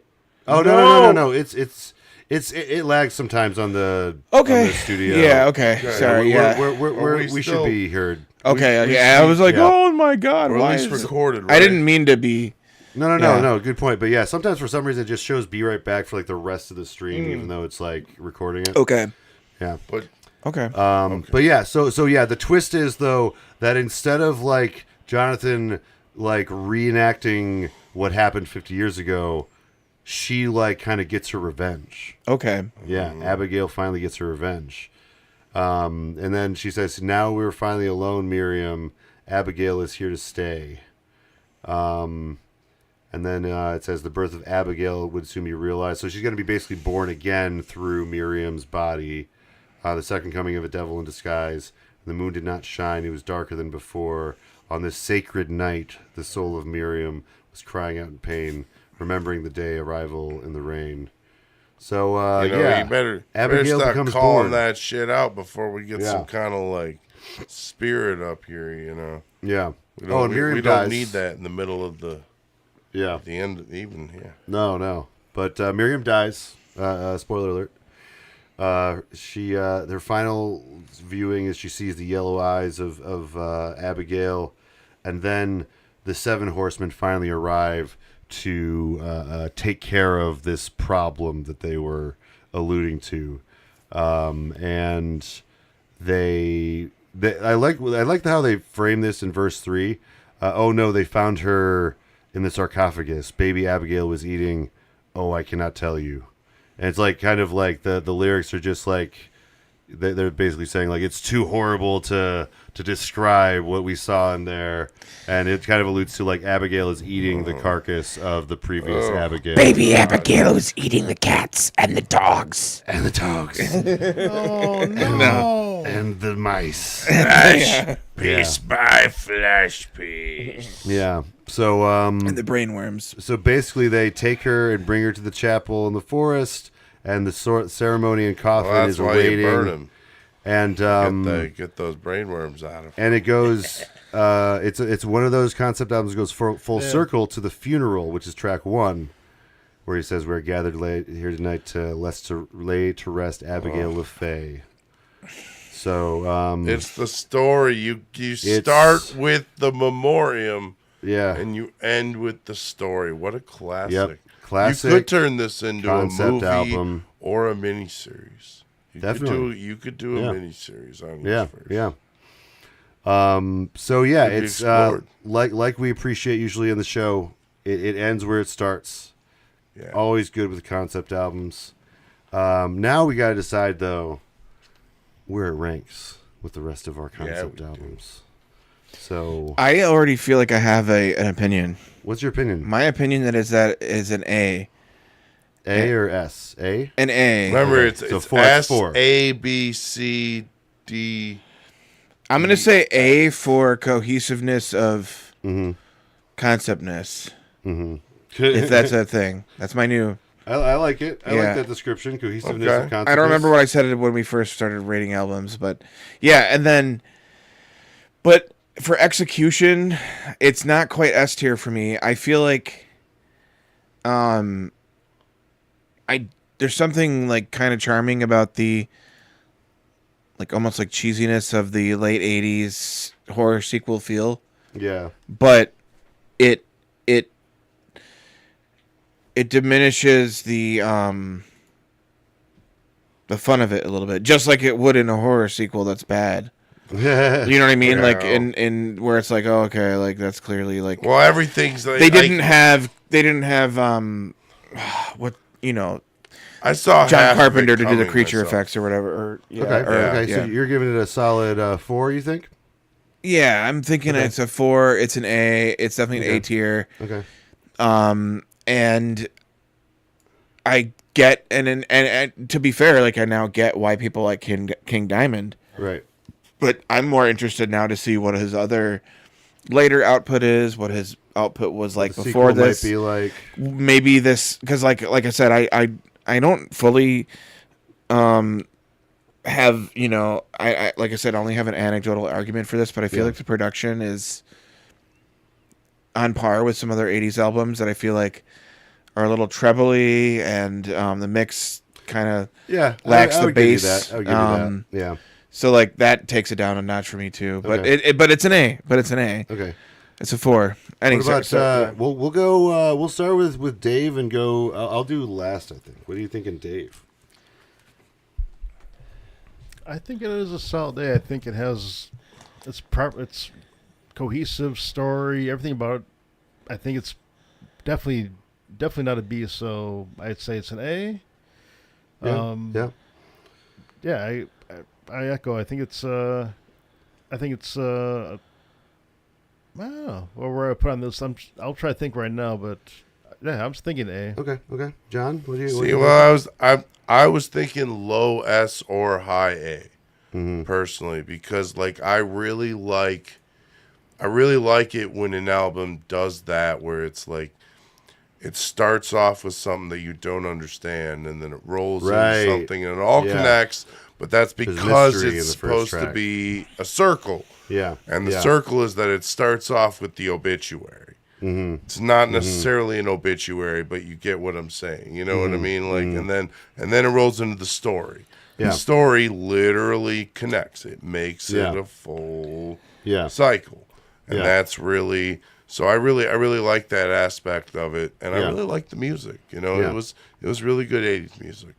It really And- brings you back. Yeah. We have a personal, taste for good '80s music as well. We definitely like it on the pod. We for sure. and it's always convinced me, and I've been the most pop of Yeah. all of us. So I will kind of echo some of that. I think that I think that it is S tier, lower S tier. So I think over our averages it'd probably be like a 4.5.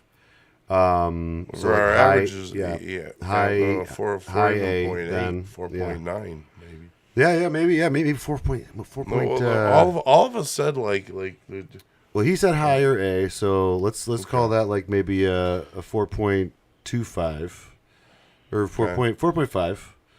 I say 5, you say 5, we got 4, so 4.75? yeah. That sound right? I would yeah.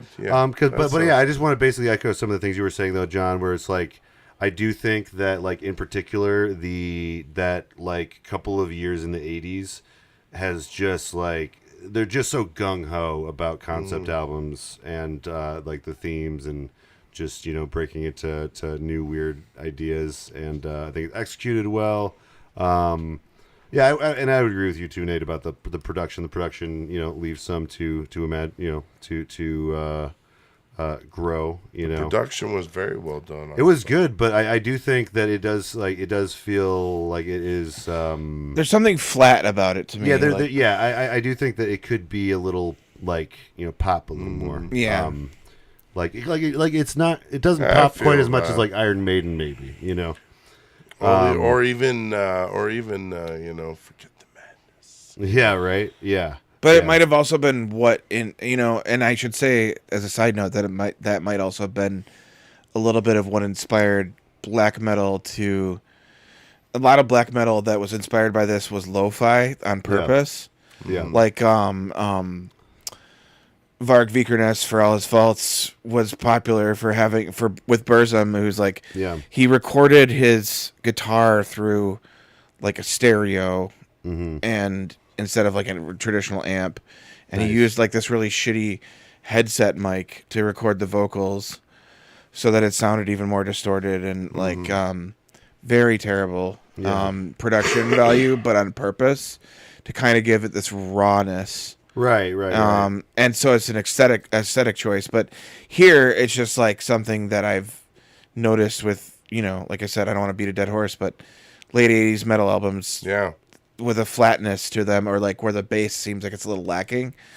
Right. And I honestly, it's a credit to this album because like when I was driving and listening to this on the way back from Chicago this morning for the first time, I was like, I wish I could make this louder, but like no matter how much I messed with like the EQ settings or like how loud I turned it up, like it still fell a little bit flat. Like the production is also it's mastered a little bit quieter than I'm used to for like modern music is mastered at such a high volume that I have trouble with that sometimes.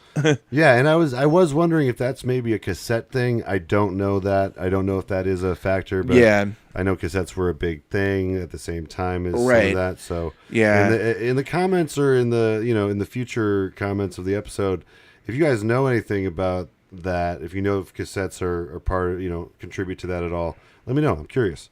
Or send me a YouTube video or something. Yeah, maybe there's like a YouTuber out there, maybe Technology Connections guy who talks about like that's a very water heaters and yeah, it's a very interesting topic though, like the popularity of treble and bass throughout time. You know.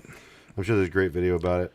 Yeah. But yeah, I think we're at a solid 4.75. I think that's a good place because it's like I don't think it quite reaches the levels of Operation Mindcrime, but it is close. It is very close. And it is it's talked about in the same conversations as Operation Mindcrime, and I think that's deserved.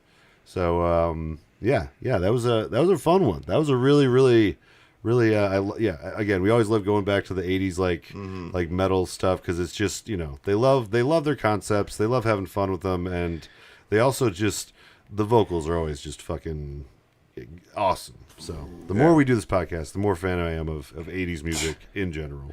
Yeah. The more I do this podcast, the more like great music I discover from so many different You also just realize how varied the music was even back then. It's just that I think part of the issue is the media loss is like there was so many people that were doing, there were these tiny record labels making small prints, but like they're either in a collection now somewhere or they're already in charge. Right? I'm 100% sure that there's a new like pirating website out there that has the power. It's coming. CD, but we're in that mode. Oh, we are so in that mode. I used to be active on a piracy website called what.cd, and nice. I can talk about it openly because it's dead now. But they had like people would take set up with the best like preamp or like set up to record the audio from like the original like Led Zeppelin vinyls in like the fully lossless audio codec FLAC. Right. And so like you could get the originals essentially without having them physically, and sadly I've lost all that data, but those big files. Yeah, I want to see if I can find it. If I find something again, then I will covertly explain how to do it. Right. Yes. Links will not be in the description. Yeah, not in any description. But you guys know how to Google. Yeah, you look for your problem and then add Reddit to the search, and then you will find the answer to your problem. Yeah. Right. But thank you all for tuning in out there. We appreciate you guys listening to us, listen to this epic album. I don't know what we're doing next time yet, but I'm talking to a few potential guests, trying to get some guests back that haven't been back in a while. We'll see if Grant Summerland texts me back, because he's coming out with some new stuff. So, if you liked Grant Summerland from the season 1 finale, wow, he's got some new music. That's coming a out. callback, motherfucker. Yeah, I still follow him on the social medias. So check that out. Also, check out Nate's YouTube. It's No One Wants to Work Anymore. Yes, that's right. Yeah. Yeah, we have a video. Nate put together a really informative, I guess, video essay. At least I hope it is, about the rise of, first of all, the R word, and then how that relates to fascism and language in general. We talk a lot about the state of the world and how it's a bit nerdy. But if you guys want to learn a little bit about, just kind of how to talk to people that are not fascist, but just don't understand politics on that level and aren't as worried about what's going on as maybe people who should be. don't understand why. Learning to talk to people who don't understand why bringing back the R word as an acceptable pejorative is I said it. Yeah, I said it about that damn. I'll just before we wrap up, I'll say that my fiance all those first executive orders. Yeah, my fiance put it really well recently. It was Fine. would you be okay using language like that in front of a person that had Down syndrome or No. it's or anybody that you've known in your life that may have different stuff. I have stopped Yeah, it's myself from getting mad at people in the service industry because of it. Yeah. Yeah. It's terrible. It's Well, I'm hearing it online. it's I'm hearing it that's in important. public. Yeah, and that's kind of what got us started on that video essay idea. So. We end up we're not word police, but we just we wanted to kind of bring awareness to We just want to help. what's happening at the same time as using that word. Yeah, if you I kind decide of to use it as an excuse to talk about language, kind of, and how language changes. It's kind of a jumping off point, right? But I mean, not that it's not important, but I will say the video is more about fascism than the R word. Yeah. But we talk about As both, we and should I talk appreciate about that, if you guys watch it. If you like what we do, I'll put a link in the description. It's obviously a lot more political than the stuff on this channel right here. But yours is it youtube.com/no one wants to work anymore? I don't know if I've been able to set that yet. It probably is, but Well, if you just search "No One Wants to Work Anymore," it should be. Yeah, search "No One Wants to Work The Anymore." logo is like a comic book fascism. looking. Now it just says "Nawa," no one wants to work anymore. It's No. no NOWWA or whatever. Yeah, it's Yeah. yeah. We're gonna talk about a lot of different things on there as soon as we can, but we're gonna try to take our time to make sure it's all good and. Yeah. Me and Nate have some Video essay content that takes a while. Yeah, me and Nate have some history in doing some activism, so we're wanting to use some of that knowledge we gained. So yeah. Well, yeah, that's the pod though. Thank you guys for all for tuning in, and stay safe out there. Look out for your neighbors. Seriously. We love you guys.